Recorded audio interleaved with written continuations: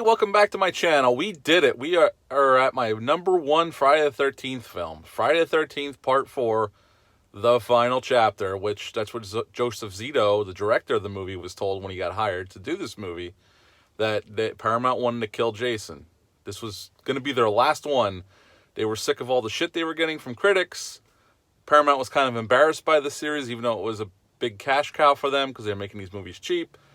And they make a lot of money. I mean, this one was no different. This one was made for about just under $2.5 million, and it went on to make in the 30s, mid 30s range. So they made some bucks off this movie. That's why a year later we got Part 5. So it wasn't really the final chapter because we had a movie a year later. But at the time when Joseph Zito got hired, he was under the impression this is the last one. We're killing this son of a bitch, and that's it. Jason's gone. So Joseph Zito was coming off a movie called The Prowler, which was a little slasher film they filmed in Jersey. Tom Savini did the special effects, so him and Tom have already had a relationship. And if you've never seen The Prowler, I recommend checking that out. It's a cool little slasher film. It's a little slow. The killer's pretty cool, though, and there's some really cool gore gags in that movie. It's worth checking out and sitting through. Definitely, I highly recommend if you've never seen it. It's definitely worth at least a watch. But when Joseph Zito got hired, they said, okay, we're going to kill Jason. So they gave Joseph Zito carte blanche to do basically whatever he wanted. So he wanted Tom Savini to do the effects. Now, as we know, Tom Savini never came back for Part 2 or 3. He was asked to come back for Part 2, but he said, and I quote, "There is no Jason. It's a figment of her imagination. Jason's dead. He's not alive." So he chose to do The Prowler instead of Friday the 13th Part 2.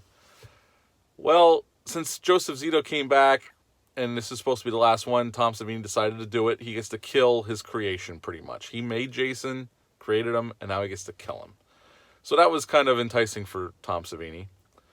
Now, as in most of the Friday the 13th until Kane Hodder came around, there was a new gentleman playing Jason for this movie, a veteran stuntman. His name is Ted White.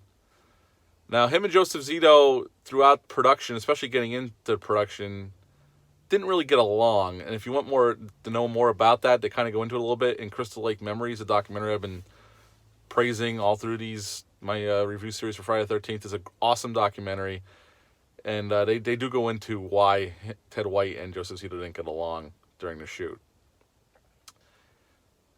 Now, the movie, this is also the last Friday the 13th that picks up right after the one previous.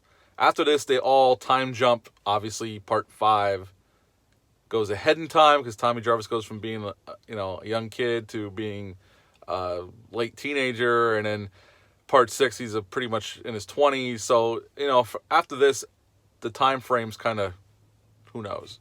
But this one picks up right after Chris from Part 3 buried the axe in Jason's head. We open with a helicopter with a light shining down over the barn. We have cop cars everywhere, ambulances everywhere, and in the barn there's a body on the ground with a blanket over it, and there's our boy Jason. Dead. Well, kind of dead. Is he ever really dead? Who knows? But he's not dead here, as we know. But so we focus on two ambulance drivers come in. They're there to get the body and take Jason off to the old morgue, which they do. And they get Jason to the morgue, and that's when we're introduced to our sleazy morgue attendant, Axel. And if you take a look at this guy, this is the same gentleman who was in Police Academy 1. I think he's in 2 and 3, maybe even 4. It's been a while since I've seen any of the Police Academy films besides the first one, because it's the best one. But he plays the guy with the glasses in the first one who goes to the Police Academy to become a cop. His wife doesn't want him to go. That's the same guy. There's also a nurse working where Axel really has the hots for her and tries to get in her pants while they're working. And she actually relents for a little bit. They're kind of making out. And Jason hands his hand on the gurney. They're making out right next to Jason. Which, why would you do that? That's all kinds of creepy, but what the hell? People have their own things. I don't know. And his hand falls and brushes her leg. And she gets freaked out and says, "Why don't you put that guy in the cooler?" And she storms off. Well, Axel listens, puts Jason in the cooler, but he doesn't close the door all the way, which wouldn't matter anyway, because Jason's alive and Axel's about to get killed brutally, which he does. Axel meets his end very quickly, and then the nurse gets killed, and Jason's on his way back to Crystal Lake, baby. Oh, yes. Time to kill some more kids. This is where then we're introduced to the Jarvis family, where Corey Feldman plays Tommy Jarvis, this young boy who likes to make monster masks in his bedroom and all kinds of like little things. And he lives with his sister Trish and his mother.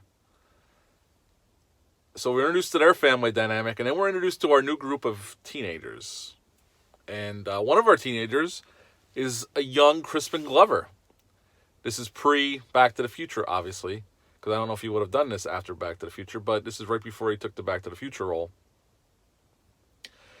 And there's a couple other kids that were in other films. This is actually one of the few Friday the 13th films where actually they hired some seasoned actors. Maybe not, they haven't been around for too long, but they've definitely done TV shows or movies before.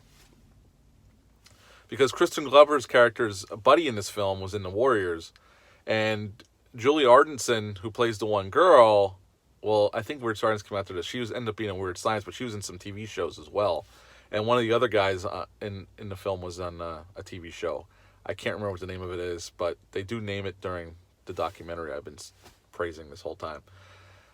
And actually, the kids in this movie are better than most in the Friday the 13th series. You actually get to know them a little bit. They're kind of enduring, especially Crispin Glover's character. He's kind of like the dorky kid who's kind of odd, which he is in real life, kind of.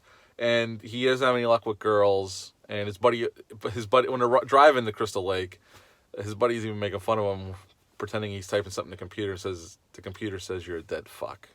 And it's a really funny moment. Two guys just busting each other. But when they get to the house, they're renting the house right over from the Jarvises. So they're basically like, I don't know, 25 yards across this little opening in the woods from where the Jarvises live. And it's not long before our boy Jason gets back to Crystal Lake and starts killing people one by one. And once the killings start, there's pretty much a killing every 5 to 8 minutes the rest of the movie. I mean, Jason kills a lot of... Everybody gets killed except for Corey Feldman's character, Tommy Jarvis, and his sister. I mean, everybody gets killed in gruesome ways. This is a pretty gory Friday the 13th film. Probably, for the R rating, this is probably the goriest one. I'd say this is even gorier than Part 1. Now, obviously, Jason Goes to Hell, the unrated cut's gorier. But for an R-rated picture, especially considering the MPAA was really watching the Friday the 13th films back then, they got away with a lot in this movie. I mean, Tom Savini was able to go nuts, and they do show his work. And Jason looks great. Tom Savini does a great job with Jason. The mask, when he doesn't have the mask on, he looks good. I mean, it's all well done. I mean, Tom Savini's a master effects artist. And by then, he was already a legend by that point, by the time he did Friday the 13th, the final chapter. So, Jason looks great. And the final confrontation takes place in Jarvis' home. Trish and Tommy try to board up the windows and the doors, nail them shut. Jason gets in, because that's not going to stop Jason. Come on now. The guy's like a tank. And Trish tries to fight him off. In the meantime, she's downstairs with Jason trying to fight him off, about to get killed. Tommy comes down. He had shaved his head to kind of look like Jason, because he saw a sketch of what Jason looked like when he was a kid. And he kind of confuses Jason. And while in a moment of Jason not sure what's going on, Tommy Jarvis slams the machete down on his head, about right here. And the blood starts flowing, and Jason drops to his knees and goes towards the floor. The machete handle hits the floor, and his head kind of slides down the machete, going deeper and deeper into his head. And it looks great. It's a great effect. Stuff Tom Savini... I mean, Tom Savini's a genius. I mean, let's be honest. He's one of the greats of all time. Him, Rick Baker, Rob Bottin. I mean, these guys these guys are legends for a reason. And Tommy and Trish embrace, but Tommy sees Jason's hand twitch a little bit, so he thinks he's still alive, so he takes the machete and he whacks him about 20 times with that machete, just yelling, "Die, die." And then the screen goes to white, like it typically does in these movies, and then they wake up it comes back on, and they're in the hospital. And Tommy and Trish embrace, and Tommy looks into the camera, almost like they're hinting that he could be Jason after this. Now, this was supposed to be the final chapter. Now, if you talk to Corey Feldman, the idea was for him to go on to be the killer after that, which would have been... And they kind of play with that in Part 5, even though, Corey Feldman's not in it. But this one, I think, is the best Friday the 13th movie. And not only the best Friday the 13th movie, I think it's a really good slasher horror movie in general. I think it's well shot. Joseph Zito did a nice job with the mood, the atmosphere. Jason looks cool. The kills are shot nicely. The kids aren't as annoying, and you actually get to know them a little bit before they start getting killed. I mean, yes, they are there for the slaughter. They check all the boxes. They get the stoner, the jock, the kind of the slutty chick, the girl next door. All that stuff is there. But it's a Friday the 13th movie. It's formulaic, and they stick to it to a T until later on in the series when they started going off into... I mean, all the kids end up still being the same, but until they start adding more elements to the story. And if this would have been the last one, they would have went out on a high note, honestly. It's a good movie. I would give this one a 7.5 out of 10. I really like it. It's my favorite of the series. It's the one I probably rewatched the most. But yeah, 7.5 out of 10 for the final chapter. So we made it through all the Friday the 13th movies. I'm going to do a ranking video of all the movies, minus Freddy vs. Jason. I'm not going to include that in the ranking because it's not really just a Jason movie. It's a Freddy and Jason movie, so I'm not going to include that in the ranking.